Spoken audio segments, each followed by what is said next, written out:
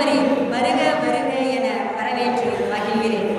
காட்டுப்புத்தூர் ஸ்ரீ கன்னியா பரமேஸ்வரி அம்மன் ஆலய கும்பாபிஷேக விழாவிற்கு வருகை புரிந்திருக்கும் வைசிய சொந்தங்கள் மற்றும் கிராம மக்கள் மற்றும் கும்பாபிஷேக விழா கமிட்டியினர் அனைவருக்கும் எனது முதல் வணக்கங்கள். என் பக்தி பயணத்தின் தொடக்கமே என்னுடைய முதல் பக்தி உரையே காட்டுப்புத்தூர் கன்னியா பரமேஸ்வரி அம்மன் ஆலயத்தில் அமைந்ததை கொண்டு எனக்கு மிக்க மகிழ்ச்சியாக இருக்கின்றது. ஏன்னா இந்த கோயிலில் தான் எங்கள் அப்பாவுடைய எண்ணங்கள் ஞாபகங்கள் முழுக்க நிறைந்து இருக்கின்றது. அந்த அவருடைய ஆசீர்வாதத்தாலேயே எனக்கு இந்த நிகழ்ச்சி ஈடேறியது என நான் மிக்க மகிழ்ச்சி கொண்டிருக்கின்றேன். இதற்கு விதையிட்ட என்னுடைய அம்மாவை வணங்கி எனது உரையை தொடங்குகின்றேன்.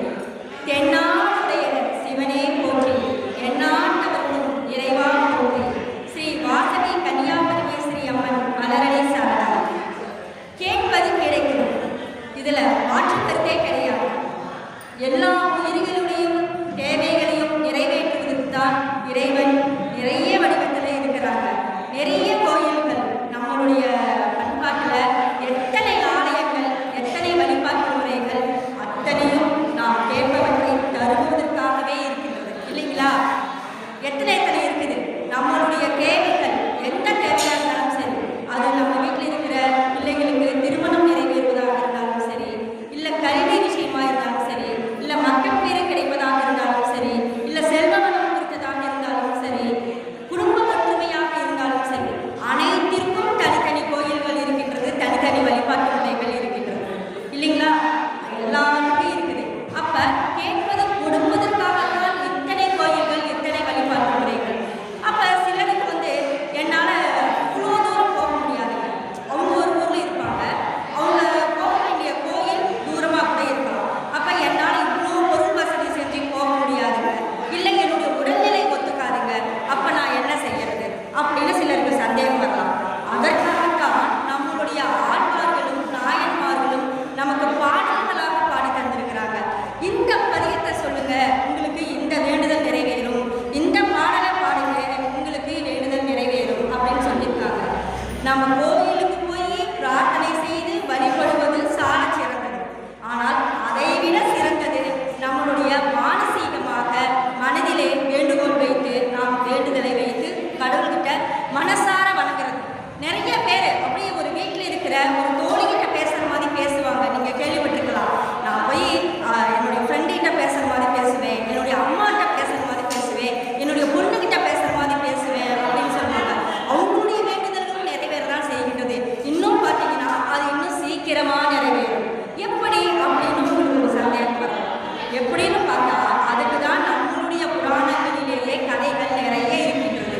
அதெல்லாம் நமக்கு மறைமுகமாக நம்மளுக்கு நல்ல கருத்தை கொண்டு வந்து சேர்ப்பதற்காக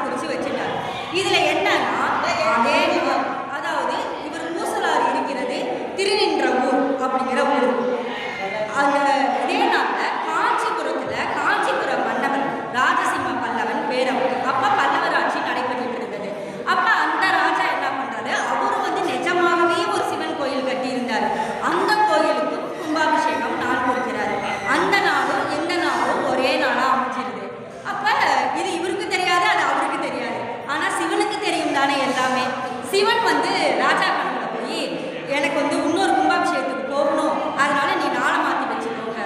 இப்போ நமக்கெல்லாம் ஒரு சந்தேகம் வரும், கடவுள் எல்லா இடத்துலையும் இருப்பார், எல்லா இடத்துக்கும் போவார், அப்படி இருக்கும்போது ஏன் நாளை மாற்ற சொல்லணும்? அங்கேயும் போகலாம் இங்கேயும் போகலாம் இல்லையா? அப்படி இருக்கு நமக்கெல்லாம் ஒரு சந்தேகம் வரும். ஆனால் இதெல்லாம் சிவனின் திருவிளையாடல்கள். ஏன்னா அப்படி ஒரு திருவிளையாடலை செஞ்சு அப்படி ஒரு நாளை மாற்ற சொன்னாதான் பூசலாரின் பக்தி எல்லாருக்கும் தெரியும். இப்படி ஒருத்தர் மானசீகமாக கோயில் கட்டி கும்பாபிஷேகம் பண்ணுறாருன்னு தெரியும். அந்த மானசீக பக்தி எவ்வளோ மகத்துவம் வாய்ந்தது, எவ்வளோ பெருமை வாய்ந்தது, எவ்வளோ சிறப்பு வாய்ந்ததுன்னு எல்லாருக்கும் தெரியும். அப்போ மானசீக பக்தியை எல்லாரும் கொண்டாடணும், பூசலாரின் பக்தி உலகுக்கெல்லாம் தெரியணும் அப்படின்னு சிவன் திருவிளையாடல் செய்கிறார். அப்படின்னு ராஜா கனவுல போய் அவர் சொல்கிறாரு, இதே நாளை எனக்கு இருக்கு, நீ மாற்றி வச்சுக்கப்பான்னு. சிவனே வந்து சொன்ன பிறகு யார் என்ன சொல்ல முடியும்? சரின்னு இவர் மாற்றி வச்சுட்டார். இருந்தாலும் யாருக்கா இருந்தாலும் மனசில் ஒரு கேள்வி வரும், அப்போ நம்ம கோயிலை விட அது பெருசாக இருக்குமோ அப்படி ஒரு ஆசை வரும் இல்லையா? ஒரு டேட் மாற்றிக்க சொல்கிறாங்க அப்படின்னா அப்போ அது நம்மளை விட அவங்க ரொம்ப பெரியவங்களா அப்படின்னு ஒரு கேள்வி எல்லாரும். அவர் ராஜாவாக இருந்தாலும் அவர் நம்ம ராஜாவையே மாற்றிக்க சொல்கிறாங்க அப்படின்னா அப்போ அவர் எவ்வளோ பெரிய ஆளாக இருப்பாங்க. அப்போ அந்த கோயில் நம்ம கட்டின கோயிலை விட பெருசாக இருக்குமோ அப்படின்னு நினச்சிட்டு சரி திருநின்ற ஊர்னு சொன்னாங்களேன்னு சொல்லிட்டு இவர் அங்கே விசாரிச்சுட்டு போகிறார். ராஜா போயிட்டு அங்கே போய் விசாரிக்கும் போது இங்கே ஒரு கோயில் கட்டியிருக்காங்களாமே, கும்பாபிஷேகம்லாமே அப்படிங்கிறப்ப அப்படியெல்லாம் எந்த கோயிலும் கட்டலைங்களே, கும்பாபிஷேகம்லாம் இல்லைங்களே அப்படிங்கிறாங்க. இல்லையே பூசலாரும் ஒருத்தர் கோயில் கட்டியிருக்கிறாரு அப்படிங்கிறப்ப பூசலாரும் ஒருத்தர் இருக்காங்க, ஆனால் அவர் கோயிலெலாம் ஒன்று கட்டலை, அந்த அளவுக்கு அவருக்கு வசதி கிடையாது அப்படின்னு சொல்கிறாங்க. சரி அவங்க எங்கே இருக்காங்க அதையாவது சொல்லுங்கள் அப்படிங்கிறப்ப அவங்க சொன்னதை பூசலாரை போய் பார்க்குறாரு. பூசலார்கிட்ட போய் இந்த மாதிரி நீங்கள் கட்டின கோயில் எங்கே இருக்குது காட்டுங்க, நான் அதை பார்க்கணும் தான் வந்திருக்கேன் அப்படிங்கிறப்ப நான் கோயில் எதுவும் கட்டலைங்களே அப்படிங்கிறப்ப இல்லையே கடவுள் வந்து மாற்றிக்க சொன்னார் அப்படிங்கிறப்ப அப்படியே அவருக்கு மெய் சிலிர்த்து கண்ணெல்லாம் கலங்கி அப்படி கண்ணுலேருந்து தண்ணியாக கொட்டுது. ராஜாவுக்கு ஒன்றும் புரியல, ஏன் அவருக்கு இப்படி ஆச்சு அப்படின்னு. என்னங்க என்னாச்சு அப்படிங்கிறப்ப இல்லைங்க அது மானசீகமாக கட்டின கோயில், என் கற்பனையாக என் மனசுக்குள்ளே இருக்கு அந்த கோயில் அப்படிங்கிறாரு. அதை கேட்டு மன்னரும் மெய் சிலிக்கிறாரு. அந்த கோயில் எது அப்படின்னு நீங்கள் கேட்டிங்கன்னா இப்பயும் இருக்கிறது இருதயாளீஸ்வரர் கோயில்னு நீங்கள் எல்லாம் கேள்விப்பட்டிருக்கலாம். இருதய நோய் சம்மந்தப்பட்டவங்க போய் அங்கே கும்பிடுவாங்க அந்த பக்தி சம்மந்தமாக. ஏன் அந்த பேர் உண்மையில் வந்துச்சுன்னா இவர் இருதயத்தில் மனசார நெஞ்சில் கோயில் கட்டியதால் அந்த கோயில்